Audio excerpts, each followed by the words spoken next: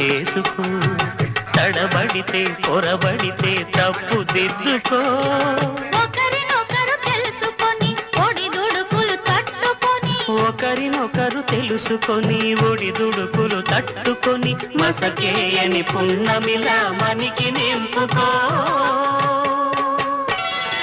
శ్రీరస్తు శుభమస్తు.